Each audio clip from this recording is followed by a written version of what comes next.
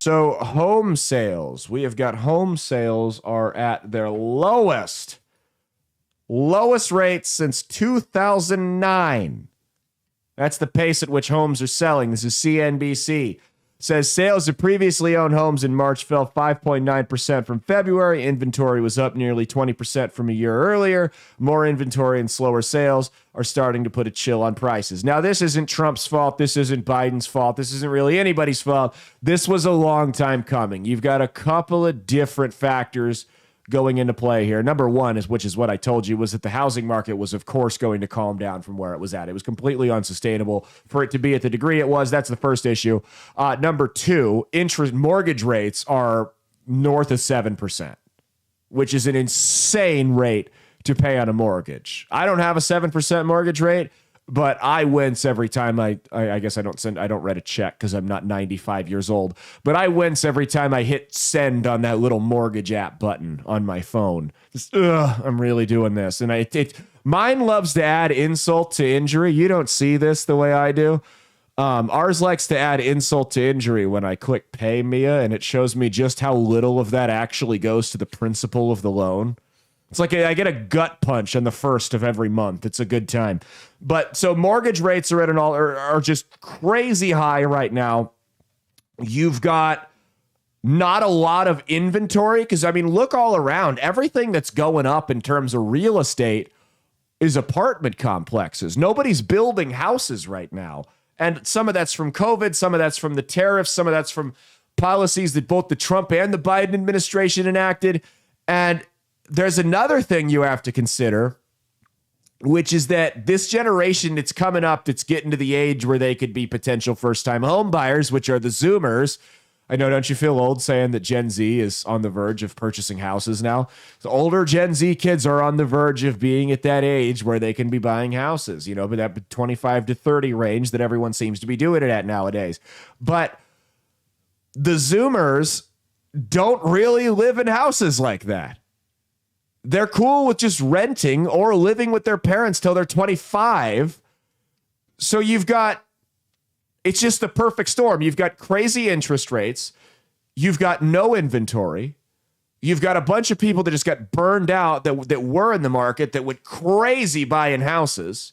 And you've got no customers. So you've got this perfect storm of crap. You've also got it's just a shit storm from all directions. It's like a shit tornado going on in the housing market right now.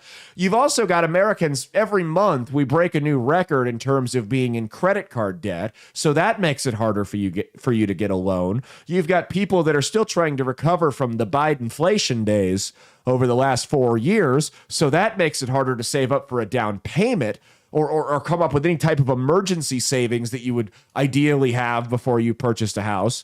So it really is just everything is going wrong right now in the housing market.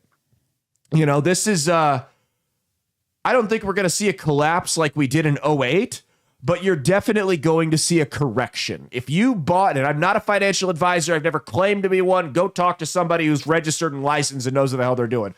But if you bought a house in the last 5 or 6 years, it might be a good idea to sit on it for a little bit. You're probably not moving for a little bit here. Your house's value might take a little bit of a dip, which if you're going to stay, might actually help you because that'll lower your property tax rate a little bit. So in the long run, your house, just like stocks, your house's value is going to go back up. It's not going to plummet and be totally worthless. You just got to wait. I mean, there were a bunch of people that had houses back in 2008 that the value went way down on, and a couple years later, when everything recovered, they sold it. So it's not that Chicken Little, the sky is not falling, relax. But if you bought a house, be prepared to sit on it for a while. It's not necessarily your forever home, but it's going to be your house for a couple more years here. So you got to consider that as well. You also, we do have to find ways to start, and this goes into the anti-family thing too. And the birth rates declining and everything as well. Mia, pop quiz on air. What couple do you think is more likely to intentionally reproduce. Couple A that lives in a 3 or 4 bedroom home in the suburbs, or couple B that lives in an apartment complex. Couple A. Couple A. So when all they're building right now are apartment complexes, and it's absurdly expensive to purchase a home in this market, naturally more people are going to wait longer to have kids. And whether you think that's by some evil globalist design or just unfortunate economic circumstances is up to you. I tend to lean more toward the evil globalist because I think that's more fun to think about. But it does. That plays into the declining birth rate as well. When housing is not available, when adequate housing for a child to grow up in is not available, people are far less likely to have kids. No one is trying to have a 2-year-old running around an apartment complex in diapers. I have friends that are doing that. They're not miserable, but they're not having the best time. They'd be a whole lot happier if they had a yard and a bigger house and all that stuff, right? So that plays into the population decline as well. You've got more people that are waiting longer to have kids, and the longer you wait, the less you're going to have. This is 2025. You can have kids in your 30s. It's not a big deal, right?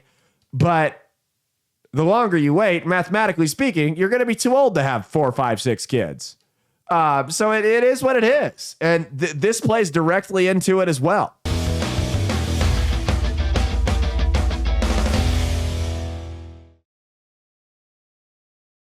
Hey, thanks for watching. If you liked what you saw, be sure to click the link in the description to get the full episode on Rumble. If you prefer to listen along, you could actually get us on Spotify, Spreaker, and iHeartRadio. You can also go to www.outlawstreamers.com to learn more about not just my show, but tons of other great shows and all the exciting projects they have coming up. Follow my socials at Caleb Isn't Funny on Twitter and Instagram, at Caleb Salvatore Comedy on the Chinese Spy app that is TikTok, and be sure to like and subscribe to this YouTube channel. Thanks, and we'll see you every Saturday for brand new episodes of That's Based. Peace.